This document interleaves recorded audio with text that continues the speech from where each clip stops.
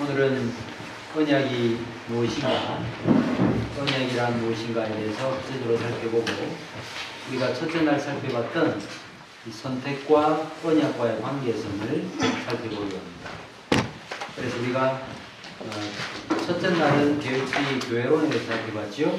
그리고 어제는 예정에 대해서, 하나님의 선택에 대해서 살펴봤고, 오늘은 언약이 무엇인가를 살펴보고 그 다음에 예정과 언약과의 관계성을 살펴보려고 합니다.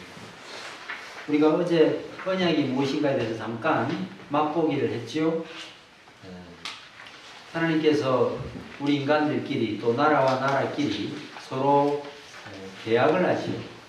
평화조약을 맺지요. 이런 방식을 통해서 하나님께서 자기 백성들을 어떻게 구원해 가시는가 하는 부분들을 설명하는 장치로 사용하셨다는 것을 우리가 살펴봤습니다. 자, 그런데 이런 세상과의 어떤 언약을, 세상 사람들이 맺는 조약이나 맹세를 하나님께서 자신의 구원을 이루시는 방편과 도구로 사용하기는 했지만, 그러나 세상과 똑같은 방식으로 언약을 이해해서는 안 되기 때문에 제가 언약의 5가지 특징을 어제 말씀을 드렸습니다. 제일 첫 번째 특징이 무엇이라고 말씀드렸는가 하면 하나님의 주권성이라고 했죠. 언약은 당사자가 있잖아요. 우리가 홀로 언약 맺을 수 없죠. 혼자 결혼할 수 없잖아요. 그래서 서약을 한다, 맹세를 한다, 또 약속을 한다라고 하는 이 일에는 반드시 두 당사자가 필요한데, 그렇다고 하면 언약은 쌍방간의 언약이니까 우리의 언약이라고 말해야 할 것 같은데, 하나님은 내 언약이다 라고 말씀하고, 그 다음에 하나님께서 주도권을 가지시고 그 언약을 맺으신다는 것을 살펴봤죠. 그래서 그것이 첫 번째 특징이다 하는 것이죠. 두 번째는 어떤 특징인가 하면 언약의 대상자가 그 당대 사람으로 그치지 않는다. 그들의 구성과 계속 연결된다 하는 것이 언약의 두 번째 특징이라고 말씀드렸습니다. 그래서 후손들에게 계속 이어지는 관계성, 이것이 언약의 특징이다. 만약에 한번 생각해 보세요. 언약의 관계성이 없다고 하면, 그렇죠? 그렇다고 하면 유아 세례도 아무 의미가 없습니다. 부모가 믿는데 뭐 자녀가 먼저 따는 거예요. 아구신수가 그런 말을 했거든요. 우리는 자녀를 낳을 때 중성한 근원에서 자녀를 낳는 것이 아니라 아담의 근원에서 자녀를 낳는다, 이렇게 말했어요. 그러니까 우리가 중생했다고 해서 자녀가 중생한 자녀가 태어나지 않죠. 그렇기 때문에 사실은 또다시 말씀으로 가르쳐야 필요가 있는데, 그러나 그럼에도 불구하고 이 언약의 관계성이라고 하는 하나님의 특별한 은혜가 있기 때문에 유아 세례도 효력을 발생하지, 그렇지 않다면 관계성 아무 의미가 없겠죠. 그래서 두 번째는 후손으로 계속되어지는 관계성이 언약의 두 번째 특징이다 하는 것을 말씀드렸고, 그 다음에 세 번째 특징은 무엇인가 하면 하나님의 특별한 약속이죠. 뭐 자녀를 주겠다든지 땅을 주겠다든지 하는 하나님의 특별한 약속이 세 번째 특징이고, 그 다음에 네 번째 특징은 그 언약에 뒤따르는 표징, 우리가 도장을 찍는다든지, 그렇죠? 예, 새끼 손가락을 걸고 약속을 한다든지 하는, 그래서 노아 언약 같은 경우에는 무지개로, 그 다음에 할례 같은 경우에는 아브라함 언약에서 표징으로 드러나고, 그 다음에 우리가 세례를 받을 때 또 성찬을 행하는 이런 방식을 통해서 언약의 표징이 드러나는 것이 네 번째 특징이라고 말씀드렸고, 그 다음에 마지막 5번째는 그 언약은 영원하다. 영원한 언약이다. 영원성에 대해서 말씀을 드렸습니다. 자, 그러면 오늘은 이제 여러분들 교재에 가지고 계시는 15페이지에 보시면 언약의 공식과 심벌이라고 하는 제목이 나타나고 있죠. 언약의 공식. 언약에도 공식이 있다는 말이죠. 그러면 언약의 공식이 뭐냐라고 말할 때, 창세기 17장에서 하나님께서 아브라함에게 뭘 약속하셨는가 하면 내가 너희의 하나님이 되고 너희가 내 백성이 된다라고 말했죠. 이것이 쉽게 말하면 언약의 공식입니다. 이 내용이 성경 전체를 관통하고 있다는 사실을 알 수 있습니다. 레위기 16장에도 나타나고 있고, 그 다음에 예레미야 32장에도 나타나고, 쭉 가다가 나중에 계시록 21장에도 똑같은 말씀입니다. 하나님이 우리 하나님이 되시고 우리가 그의 백성이 된다라고 하는 언약의 공식이 나타나는 것을 볼 수 있습니다.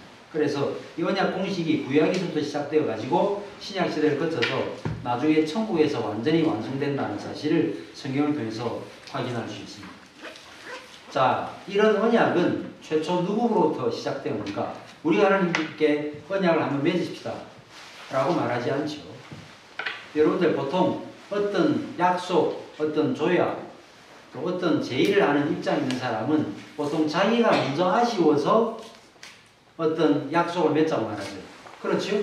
스스로 그 일을 해낼 수 있다면 굳이 사업 파트너가 왜 필요하겠으며, 스스로 외적의 침입을 막아낼 수 있는 능력이 있다면 왜 다른 나라와 조약을 맺어서 함께 그 전쟁에 나서겠습니까? 그럴 이유가 없지요.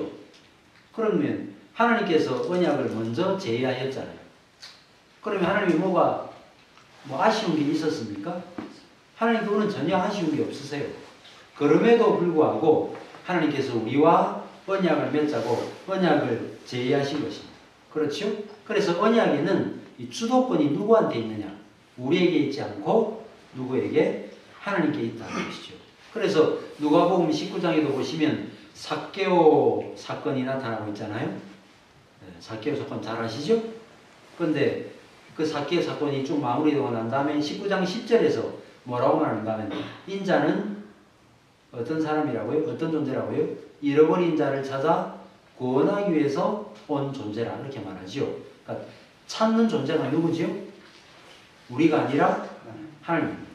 이게 세상 종교와의 차이예요. 여러분들 이슬람 종교는 이실론이라고 말하죠. 이실론이 뭡니까? 신이 있긴 한데 역사 세계 안으로 들어오지 않죠. 그래서 이슬람에서는 예수님을 구세주로 메시아로 믿지 않고 무엇으로 믿습니까? 마지막 선지자로 믿지, 그죠? 선지자로 믿지 메시아로 믿지 않아요. 그러니까 신이 있긴 한데 역사 세계로 들어오지 않아요. 그게 대표적 종교가 이슬람이죠. 그러면 범신론 종교, 범신론은 뭡니까? 특별하게 따로 신이 없다는 것이죠. 모든 삼라 만상이 다 신이 될 수 있는 가능성이 있는 것이죠. 그래서 불교를 믿는 분들이 인사할 때 뭐라고 인사해요? 아세요, 우리 여러분들? 합장을 딱 하고 나무아미타불을 연구할 때 인사할 때 어떻게 하죠? 성불하십시오. 성불이 뭐예요? 부처가 되는 거예요. 이룰 성자. 부처가 되는 거예요. 그러니까 누구나 다 부처가 될 가능성이 있다는 것이죠. 그런데 너나 나나 나 죄인 다 죄인인데 구원받을 수 있어요? 나도 빚쟁이고 여러분도 빚쟁인데 누가 빚을 누가 받을 수 있습니까? 그럴 수 없죠, 그죠? 그래서 범신론 종교와 이신론 종교의 신앙생활의 방식은 사람 편에서 애쓰고 힘쓰는 것이죠. 그래서 뚜렷하게 드러난 현상이 뭐냐면 금욕 보행입니다. 그래서 성지순례하죠. 하다가 막 발표해서 수백 명이 죽어도 때가 되면 또 하는 것입니다. 그게 뭐예요? 주도권을 하나님이 가지고 계시고 하나님께서 모든 일을 하신다라고 하면 우리 편에서 얼마나 정말 마음에 안식이 있고 기쁨이 있고 안정감이 있습니까? 그런데 세상 중에는 그렇지 않죠. 근데 우리 언약에서 볼 수 있는 가장 중요한 특징이 무엇이냐? 주도권을 하나님이 가지고 계시고 그 다음에 언약을 맺었잖아요. 결혼이거든요. 결혼과 같아요. 하나님과 우리와 언약을 맺는 것은 결혼과 같아요. 그러면 결혼하고 난 다음에는 여러분 잘 아시죠? 결혼하고 난 다음에 예를 들어서 만약에 남편이 혹은 아내가 카드 빚을 졌다. 그러면 그 빚을 누구도 갚아야 해요? 부부가 함께 갚아야 되는 거죠. 그러니까 쉽게 말하면 공동 운명체가 되는 것입니다. 그래서 언약을 맺고 난 다음에 우리의 연약함을 아시는데 여러분들 하나님이 전지전능하신 분이시기 때문에 우리와 결혼해가지고 우리가 이방신을 섬기고 우리를 그러니까 하나님을 버리고 다른 신들을 섬기게 될 것이라는 사실 하나님이 몰랐을까요? 다 아셨습니다. 바알과 아세라와 같은 다른 신을 섬길 것이라는 사실을 다 아셨어요. 그럼에도 불구하고 언약을 맺으신 거예요. 그래서 하나님께서는 이미 그것을 다 아시고 각오하셨고 그 다음에 우리 인간들이 일으킬 모든 문제를 아시고 그 언약의 저주를 선포하실 때도 그 저주를 본인이 직접 지실 것이라는 사실을 다 아셨어요. 그럼에도 불구하고 언약을 맺으시고 마침내 언약의 저주까지 하나님 그분이 친히 담당하시고 모든 혜택은 다 우리에게 주신 것입니다. 이런 면에서 언약을 이해하는 것은 하나님의 말씀, 이 성경 전체를 이해하는 것과 매우 밀접한 관계를 갖고 있다는 점에서 얼마나 중요한 일인지 모릅니다. 자, 어쨌든 언약의 공식은 뭐라고요? 하나님이 우리 하나님이 되시고 우리가 그분의 백성이 되는 것이다. 이것이 언약의 공식이다 하는 것을 살펴봤습니다. 그렇죠?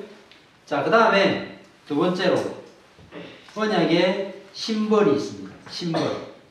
5가지가 나타나고 있죠? 자, 광명이 첫 번째 뭐지? 심벌 첫 번째?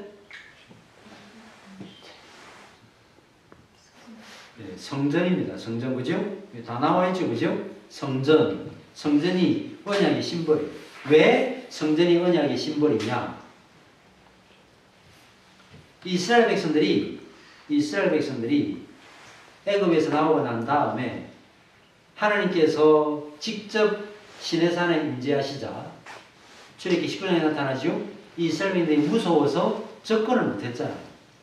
그래서 하나님이 직접 말씀하시게 하지 말고 모세한테 당신이 듣고 우리한테 말해달라고 말할 정도로 빽빽한 구름으로 불로 임하니까 백성이 접근을 못했잖아요. 그런데 하나님께서 이스라엘과 함께 하실 수 있는 장치를 주셨는데 그것이 바로 성막이죠. 성막이죠. 그죠? 그것이 나중에는 성전으로 변하지 않습니까?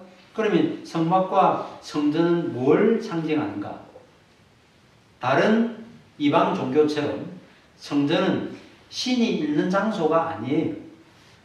솔로몬이 성전을 짓고 난 다음에 낙성시를 거행하고 기도를 하지 않습니까?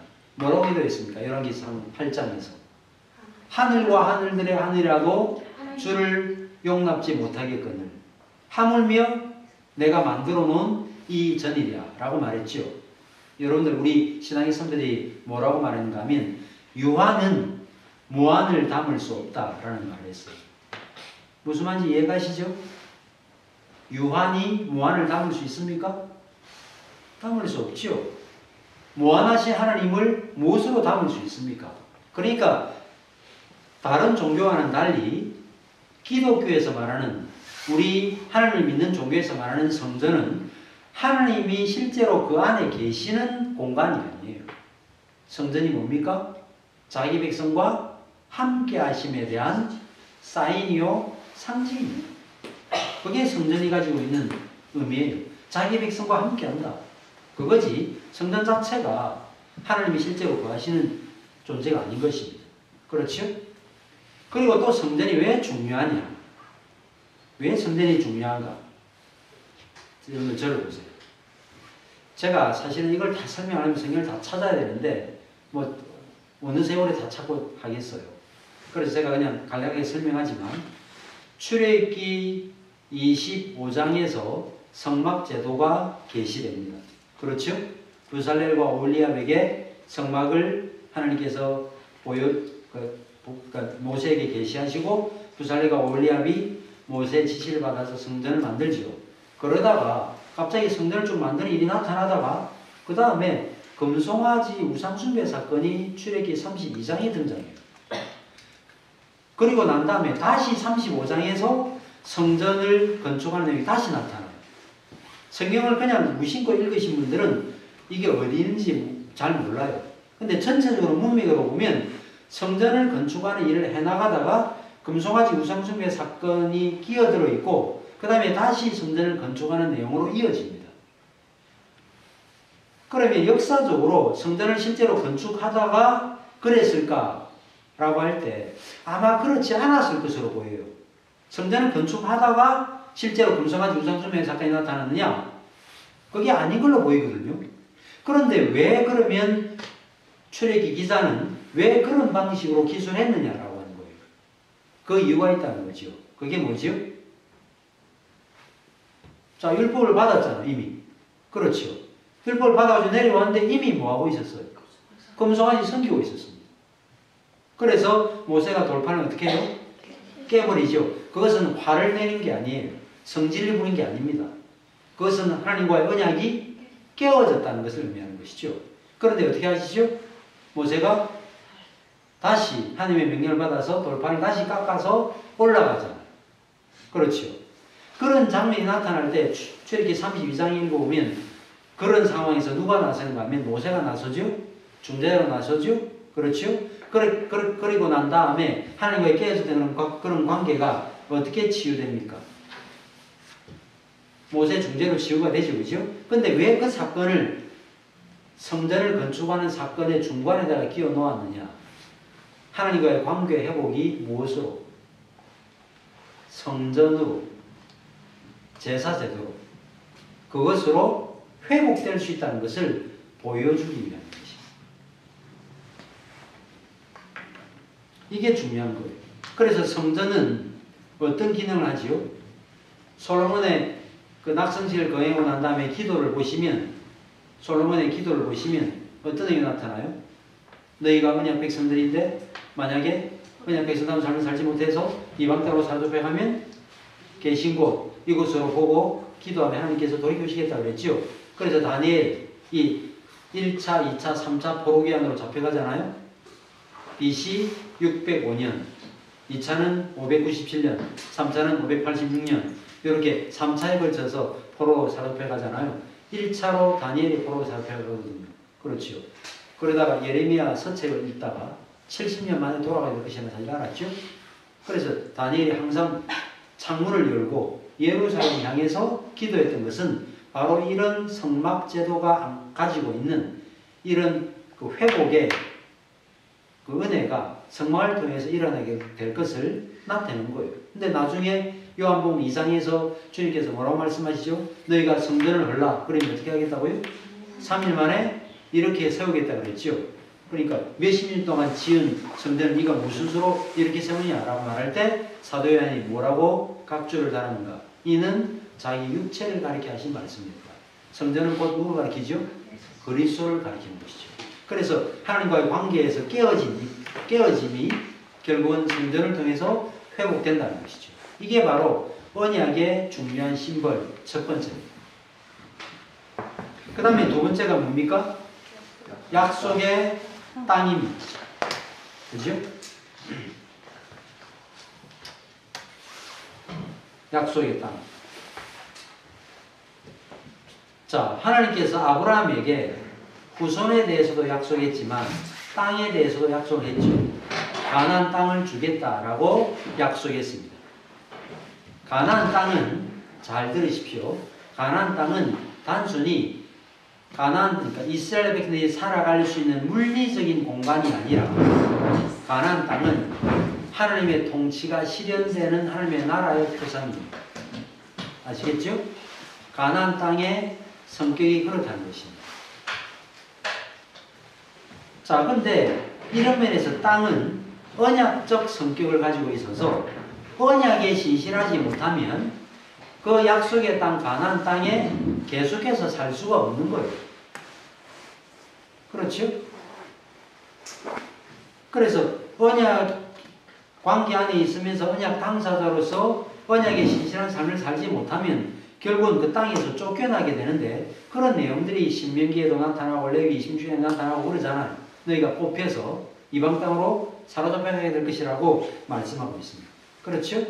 이러면서 땅의 의미가 매우 중요하다는 것이고 특별히 이런 면에서 땅은 이스라엘 백성들의 신앙의 바로미터예요. 바로미터라는 말 좀 어렵죠? 신앙이 뭐예요? 온도계와 같아요. 온도계.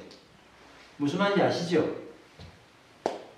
신명기 28장에 복과 저주에 대한 말씀이 나타나죠. 너희가 만약에 내 말에 순종하면 어떻게 된다고 했어요? 이른 비와 늦은 비를 주셔서 하나님께서 많은 소출을 나게 하실 것이라고 말씀했죠. 근데 만약에 너희가 불순종하면 어떻게 될 것이라고 말했습니까? 네. 가뭄, 기근을 주시겠다. 하늘이 노시되고, 네? 그래가지고 도무지 비도 내리지 않고 식물도 자랄 수 없는 그런 땅이 될 것이라고 말씀했죠.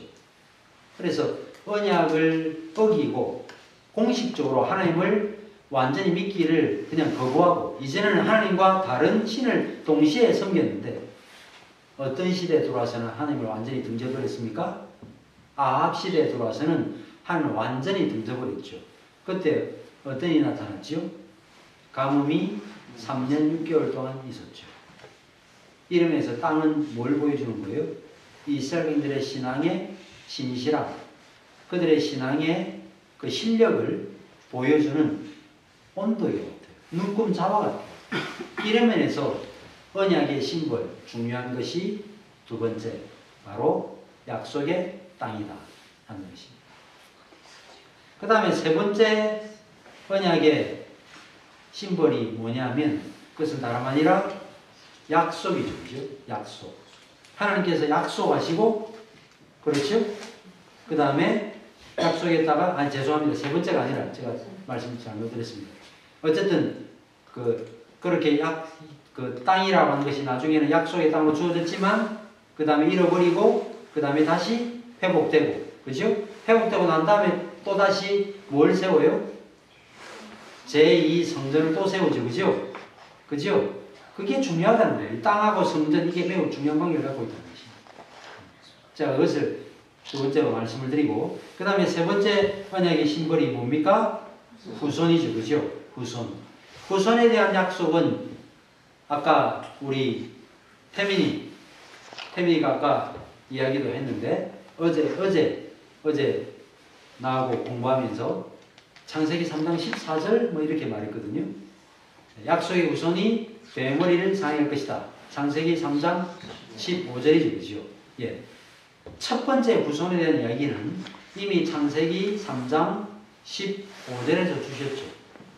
그리고 난 다음에 자, 그러면 언약에 그러니까 메시아의 후손, 여인의 후손이 와야 되잖아요. 그런데 누가 제일 먼저 순교를 당하죠? 아벨이 순교를 당하죠. 그렇죠?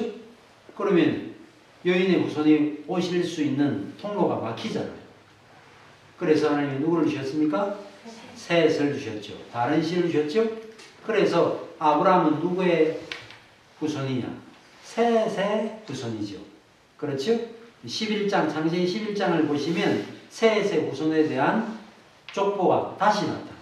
그리고 난 다음에 아브라함을 부르시고, 아브라함이 자녀를 낳을 수 없는 아내 사라도 경수가 끊어져서 여인으로서 불임의 상태에 있는, 생식 능력이 없는 상태에 있는 그런 상태에 하나님께서 누구를 주십니까?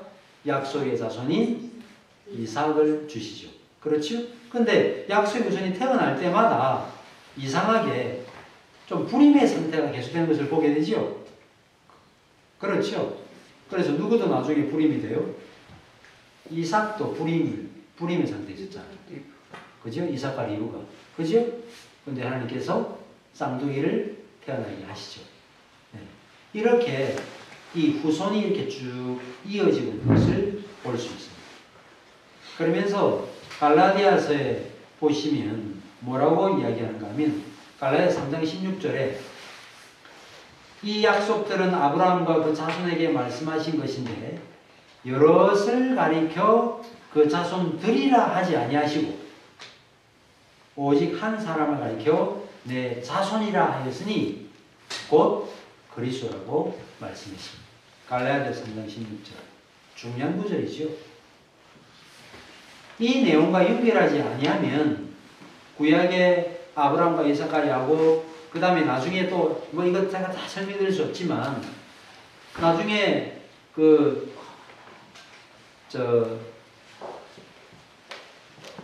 나라가 이스라엘이 둘로 나눠지죠. 그죠?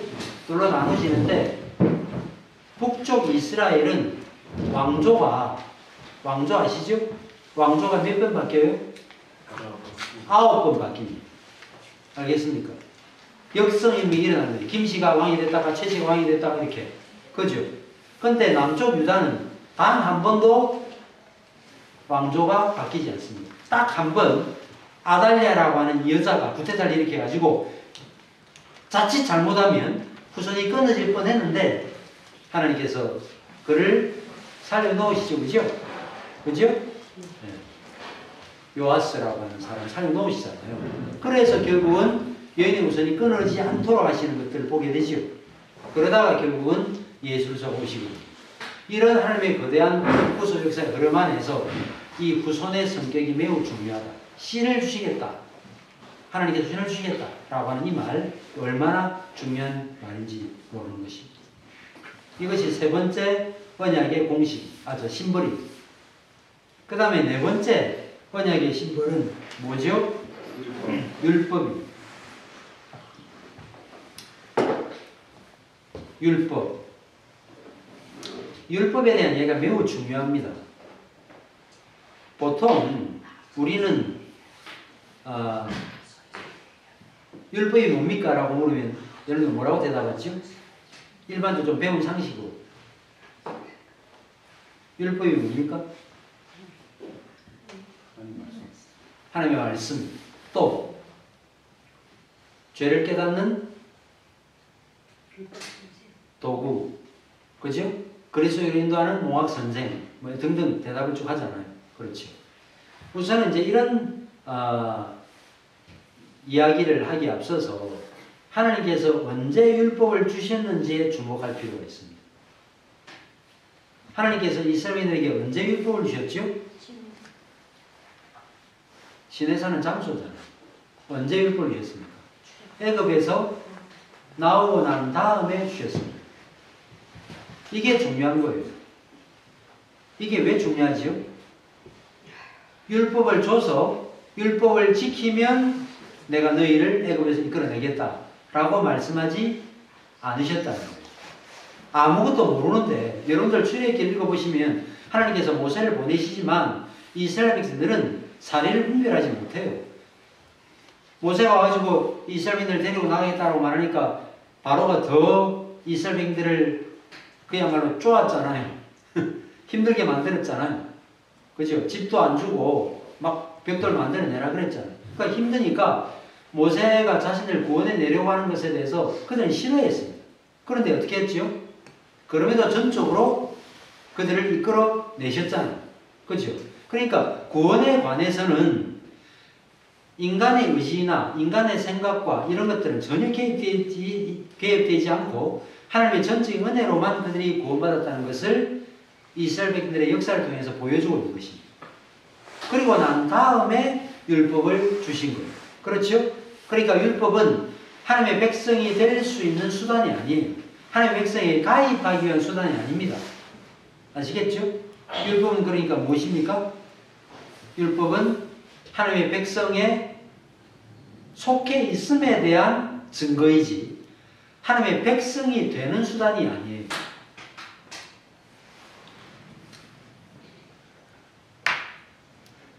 한국 사람이 잘 하는 일도 있지만 잘 못하는 일들이 많은데 그 중에 하나가 뭐냐면 요즘에는 좀 덜하다 그러는데 미국이나 영국은 모르겠는데 원정 출산 들어보셨죠? 네. 외국은 국지주의 원칙을 갖고 있기 때문에 그 나라에서 생명이 태어나면 그 나라 백성이 되는 거죠. 이런 것처럼 한국 사람이라도 미국 가서 아이를 낳으면 뭐가 되는 거예요? 미국 시민권자가 되는 것입니다. 그렇죠? 마찬가지라는 것입니다. 율법을 왜 주셨는가? 율법은 하나님의 백성이 되는 수단이 아닙니다. 하나님의 은혜를 얻기 위한 수단이 아니에요. 이미 얻은 하나님의 은혜를 풍성히 받아 누리는 수단이에요. 이걸 잊어버리서는 안 됩니다. 그런데 우리가 왜 율법이 우리를 막 옥죄는 것처럼 느껴지죠? 인간의 죄성 때문에 그렇습니다. 그렇죠.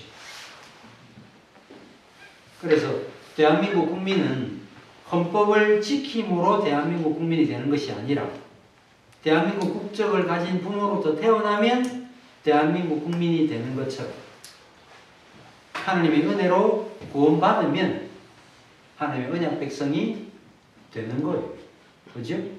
그래서 그 아브라함의 언약에 보시면 아브라함의 혈통에 속해 있는 사람뿐만 아니라 타국인들도 할례를 받으면 언약 백성이 되지 율법을 지키면 언약 백성이 되는 것이 아니었다 하는 것입니다.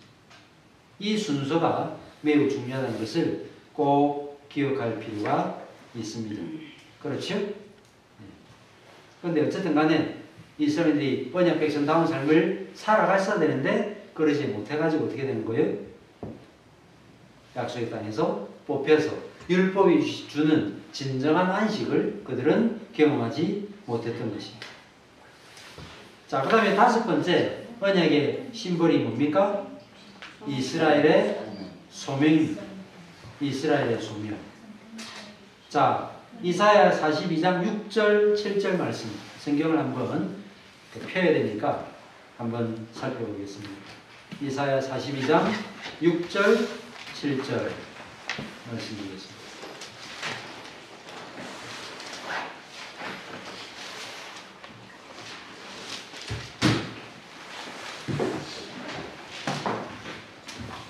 이사야 42장 6절 7절 같이 한 목소리로 한번 읽어보겠습니다. 시작. 나 여호와가 의로 너를 불렀은즉 내가 내 손을 잡아 너를 보호하며 너를 세워 백성의 언약과 이방의 빛이 되게 하니 내가 눈먼 자들의 눈을 밝히며 갇힌 자를 감옥에서 이끌어내며 그가 매는 자를 빡빡에서 나오게 한다. 자, 나 여호와가 의로 너를 불렀은즉 내가 내 손을 잡아 그러면서 이방의 빛이 되게 하고 눈먼 자의 눈을 밝히고 등등에 대한 내용들이 쭉 나타나고 있습니다. 이것은 여호와의 종에 대한 말씀이에요. 근데 여호와의 종은 이사야서에서 여호와의 종은 이스라엘을 가리킵니다. 물론 궁극적으로 누구를 가리키는가 하면 예수 그리스도를 가리켜요. 아시겠죠? 하나님의 참된 종은 예수 그리스도를 가리키는데 이스라엘이 또한 종이라 할 수 있습니다.